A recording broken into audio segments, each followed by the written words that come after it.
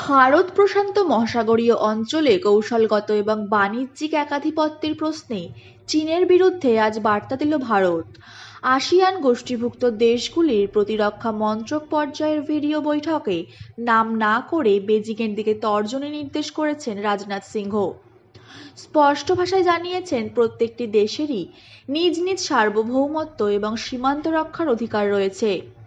জানা গেছে, সমুদ্র পথগুলির মাধ্যমে যোগাযোগ ভারত প্রশান্ত মহাসাগরীয় অঞ্চলের শান্তি, নিরাপত্তা, সুস্থিতি এবং সমৃদ্ধির জন্য অত্যন্ত গুরুত্বপূর্ণ।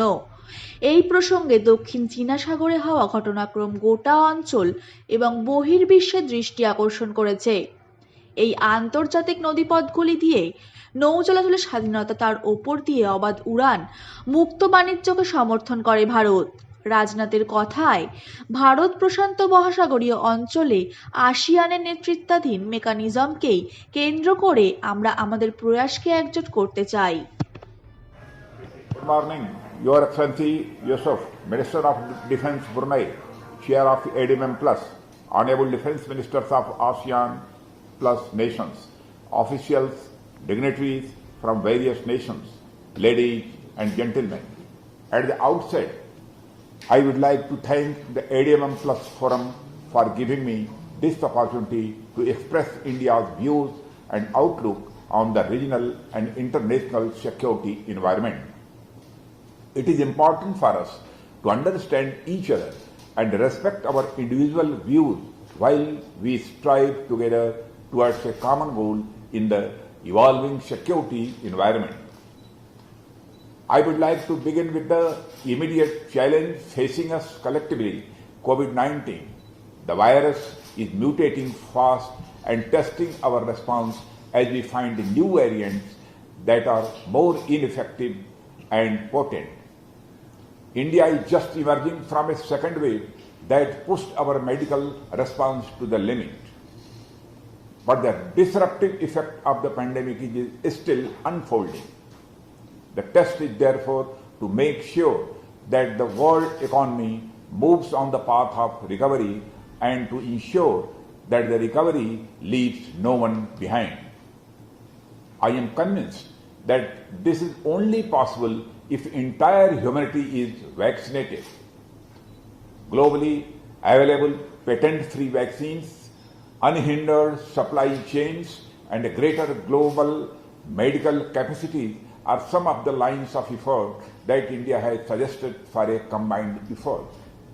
Ladies and gentlemen, never have the Indian concept of Vasudhaiva Kutumbakam, the whole world is a one family, and Sarve Bhavantu Sukhina, all be at peace, being more relevant. Today, an outlook that envisages the world as a family will encourage a shared approach. As we look at the present regional and international security environment, new challenges to international peace and security are emerging. The multiple of challenges of today's dynamic and interdependent world cannot be addressed with outdated systems that were designed to deal with trials of the past. Ladies and gentlemen, India calls for a free, open, and inclusive order in the Indo-Pacific based upon respect for sovereignty and territorial integrity of nations, peaceful resolution of disputes through dialogue, and adherence to international rules and laws. India has strengthened its cooperative engagements in the Indo-Pacific based on converging visions and values for promotion of peace, stability, and prosperity in the region.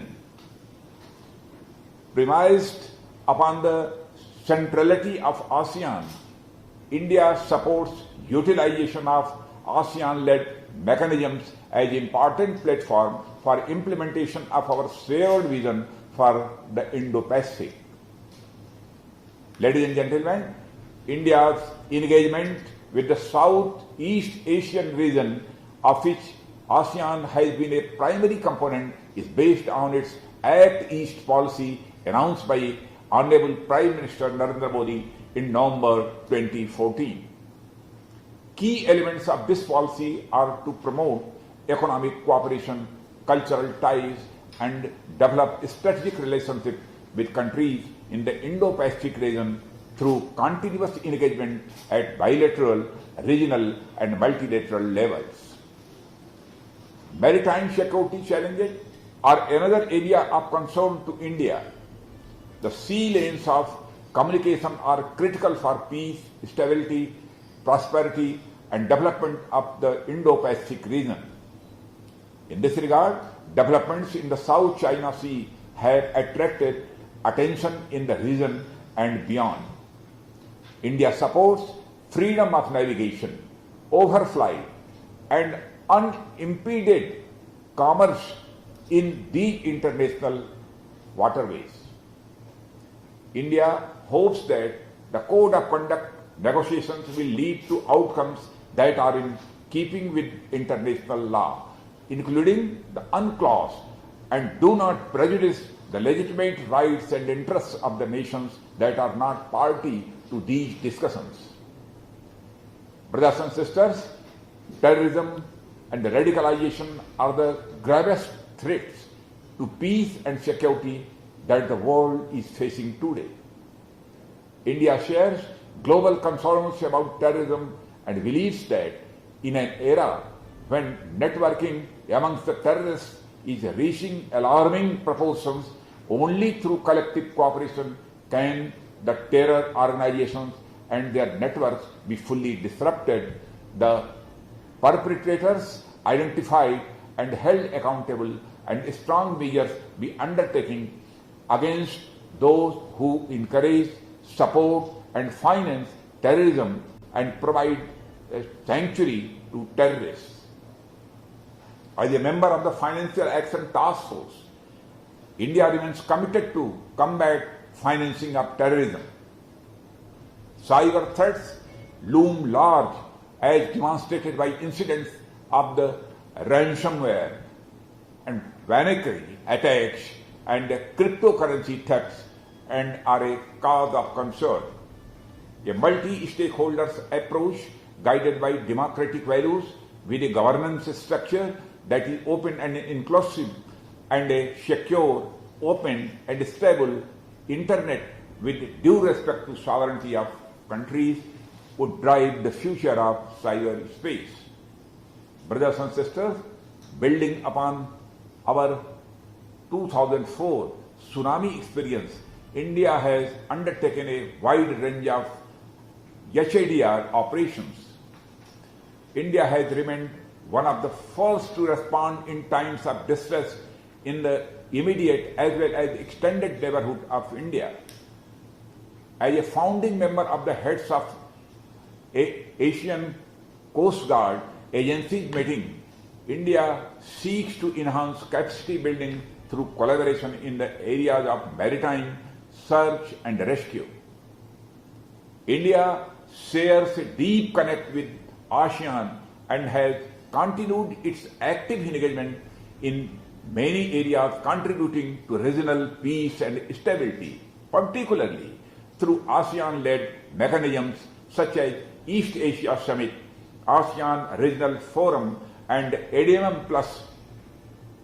The India-ASEAN strategic partnership has been strengthened by virtue of flourishing cultural and civilizational links and enhanced people-to-people cooperation.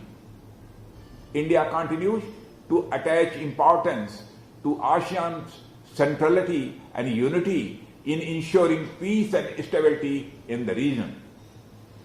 Brothers and sisters, finally, I would like to conclude by thanking Brunei Darussalam, the chair of the ADMM Plus 2021, for the flawless conduct of the event despite the restrictions imposed by the pandemic. I also thank all of you for a patient hearing. Thank you very much. Jai Hind. Thank you, Excellency, for sharing with us your views on the evolving security environment. Indeed, the COVID-19 pandemic has been unrelenting. To that end, Brunei Darussalam hopes that together we can overcome our common challenges through various multilateral cooperation mechanisms in the region. Now I would like to invite His Excellency General Provost again to Minister of Defense for your remarks. Thank you very much, Mr. Chairman. I would also like to commend Brunei Darussalam in organizing this AGM and plus meeting with very great efficiency. First of all, I would like to take this opportunity